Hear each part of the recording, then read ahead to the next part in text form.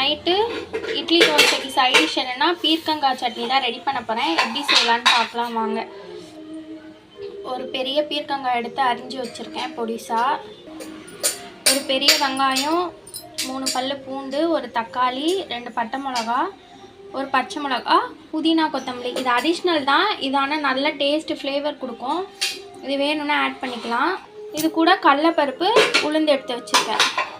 வாங்க எப்படி செய்யலான்னு பார்க்கலாம். எண்ணெய் நல்லா காஞ்சிருச்சு. இதை நல்லா பொரிஞ்சதும் வெங்காயம், தக்காளி, பூண்டு, பச்சை மிளகா அதெல்லாம் ஆட் பண்ணிடலாம்.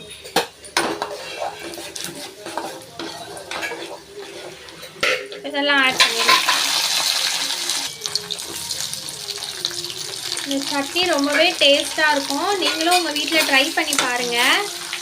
இந்த மாதிரி டிஃப்ரெண்ட்டாக சட்னி செஞ்சு கொடுத்தா நல்லாவே இட்லி தோசை நல்லா விரும்பி சாப்பிடுவாங்க. இது நல்லா வதங்கினதும் பீர்க்கங்காய் போட்டுடலாம். இங்கே பாருங்கள் ஃப்ரெண்ட்ஸ், எங்கள் வீட்டு குட்டீஸ் என்ன பண்ணுறாருன்ட்டு. நான் என்னெல்லாம் பண்ணுறேனோ அதெல்லாம் பார்த்து வச்சுட்டு குக்கர் எடுத்து புதினாவை தூக்கி இதுக்குள்ளே வச்சுட்டு ஸ்பூன் எடுத்து வதக்கிட்டு இருக்காரு அவர். இங்கே பாருங்கள், நான் வீடியோ எடுக்கும் போது ஃபுல்லாக சலன சவுண்டு கேட்டுகிட்டே இருக்கும் இல்லையா, அது வந்து இவர் தான். முறம், டம்ளரு, பவுடர் டப்பா, சப்பாத்தி கட்டை இது எல்லாம் எடுத்துகிட்டு வந்துட்டார் பாருங்கள். இந்த மாதிரி நீங்கள் வேலை செய்யும் போது உங்கள் குட்டீஸ் என்னெல்லாம் பண்ணுவாங்கன்ட்டு சொல்லுங்கள். உங்கள் வீட்டிலே இந்த மாதிரி நடந்திருக்கா அப்படின்ட்டு. இது நல்லா வதங்கிருச்சு. இப்போ நம்ம அரிஞ்சு வச்சுருக்க பீர்க்கங்காயை ஆட் பண்ணிடலாம்.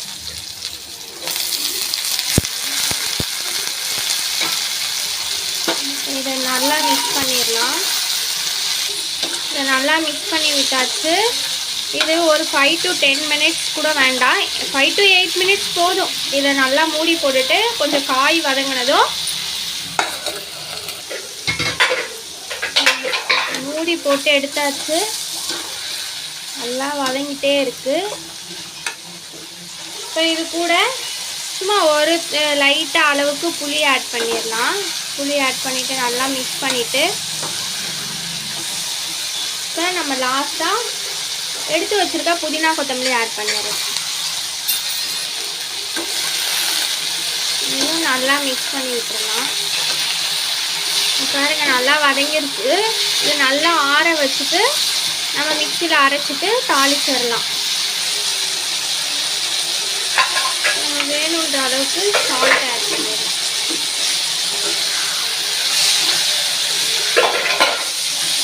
இந்த சட்னி ரொம்ப டேஸ்ட்டாக இருக்கும். நீங்களும் கண்டிப்பாக உங்கள் வீட்டில் ட்ரை பண்ணி பாருங்கள். ட்ரை பண்ணி பார்த்துட்டு இந்த ரெசிபி உங்களுக்கு பிடிச்சிருந்தா கமெண்ட் பண்ணுங்கள், ஷேர் பண்ணுங்கள், சப்ஸ்கிரைப் பண்ணுங்கள், பெல் ஐக்கானை கிளிக் பண்ணுங்கள்.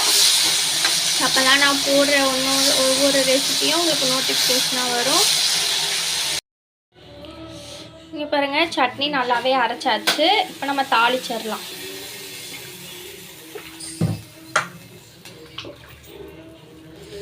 டூ டேபிள் ஸ்பூன் ஆயில், கடுகு, ஜீரகம், கருவேப்பிலை.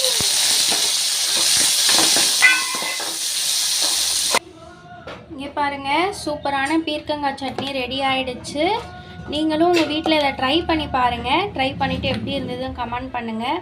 Okay friends, bye bye, take care, see you.